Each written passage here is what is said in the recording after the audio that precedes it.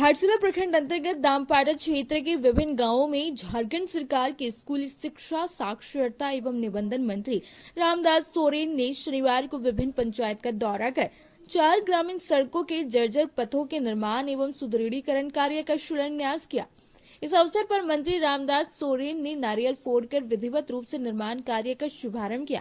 ये सभी पथ मुख्यमंत्री ग्राम सड़क सुदृढ़ीकरण योजना के तहत स्वीकृति किए गए हैं।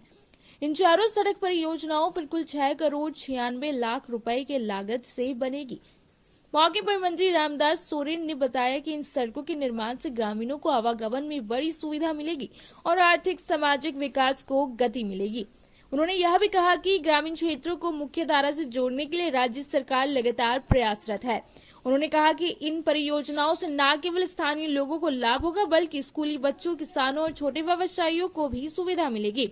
स्थानीय ग्रामीणों और बच्चों ने मंत्री रामदास सोरेन का फूलों की माला पहनाकर पारंपरिक रूप से ढोल नगाड़ों के साथ स्वागत किया और क्षेत्र में विकास कार्यों के लिए उनका आभार प्रकट किया। इस मौके पर जिला परिषद सदस्य देवयानी मुर्मू, प्रखंड प्रमुख सुशीला टुड्डू, विधायक प्रतिनिधि जगदीश भगत, कालीपत गोराई, झामुमो प्रखंड अध्यक्ष दुर्गाचरण मुर्मू, काजल डॉन, सचिव खुदीराम हांसदा, वकील हेमरेम सुखलाल हांसदा, कोषाध्यक्ष बाबूलाल मुर्मू, दशमत सोरेन, पंचायत समिति सदस्य छाया रानी साव, सुजय सिंह, गोपाल कोयरी, विकास मुजमदार, मोहम्मद जलील, भरत मुर्मू, सागर पानी, अनंत विजय सोरेन समेत काफी संख्या में झामुमो कार्यकर्ता, पंचायत प्रतिनिधि और ग्रामीण उपस्थित थे। बड़ा दीघा से चरई गोड़ा तक पथ का सुदृढ़ीकरण, लंबाई लगभग 2.2 किलोमीटर।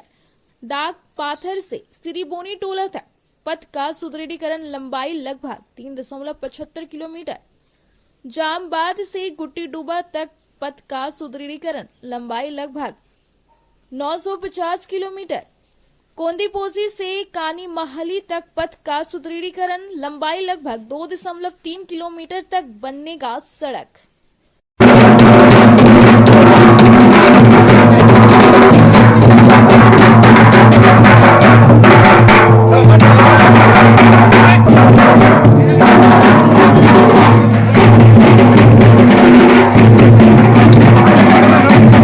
आज घाटशिला प्रखंड के दामपाड़ा क्षेत्र जो सुदूर ग्रामीण इलाका से जाना जाता है,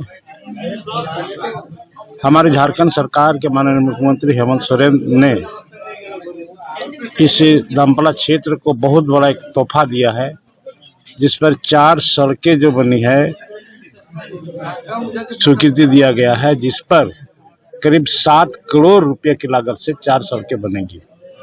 जिसका मुख्य ये है, हम बता दे रहे हैं, बड़ा धतका से चरोईगुड़ा तक जो करीब करीब 2.5 किलोमीटर है, 1,62,98,600 रुपया का ऐसा प्रकरण राशि है। ढाक पत्थर से सिरीबोनी टोला तक सुदृढ़ीकरण कार्य 3 किलोमीटर नहीं 3.5 किलोमीटर 2,59,28,300 रुपया का प्रकरण राशि है। केंदोपोसी से कानी मोहली तक सुदृढ़ीकरण कार्य करीब 2.5 किलोमीटर है, 1,87,29,000 रुपया का प्रकरण राशि है। जामबाद से धोबनी घोटी डूबा तक सुदृढ़ीकरण कार्य करीब 1 किलोमीटर करीब 86,930,000 का टोटल करीब 7 करोड़ की योजना की राशि का आज मैंने शिलान्यास किया, जिससे पूर्ण रूप से करीब 10 वर्षों से यह रूप पूर्ण जर्जर अवस्था में था। लोग को चलने में दिक्कत होता था, आने जाने में दिक्कत होता था। यहाँ पर हाट बाजार, स्कूल, कॉलेज, किसान, मजदूर किसानों को आने जाने में दिक्कत हो रही थी, जिसको हमारी इंडिया महागठबंधन सरकार, राज्य के मुख्यमंत्री हेमंत सोरेन के समक्ष मैंने रखा, जिसको स्वीकृति मिलने के बाद आज मैंने विधिवत रूप से इन सड़कों का हम शिलान्यास किया, जो कार्य समय अवधि में ही इसका कार्य पूरा हो जाएगा। झारखंड सरकार के स्कूली शिक्षा, साक्षरता एवं निबंधन मंत्री रामदास सोरेन शनिवार को घाटशिला प्रखंड के आसना पंचायत अंतर्गत महात्म गांव पहुंचे, जहां बीते 30 मार्च को आगलगी की घटना में पीड़ित पूर्व शिक्षक वीर चंद्र सिंह के परिवार से मुलाकात कर उन्हें ढाढ़स बंधाया। ग्रामीणों ने मंत्री को पूरी घटना से अवगत कराया। मंत्री रामदास सोरेन ने घटना को दुर्भाग्यपूर्ण बताते हुए कहा कि परिवार को भारी क्षति का सामना करना पड़ रहा है। उन्होंने तत्काल राहत के तौर पर 10,000 रुपए की आर्थिक सहायता प्रदान की और हर संभव सहयोग का भरोसा दिलाया। साथ ही कहा, इस दुख की घड़ी में पूरे झामुमो संगठन आपके साथ है।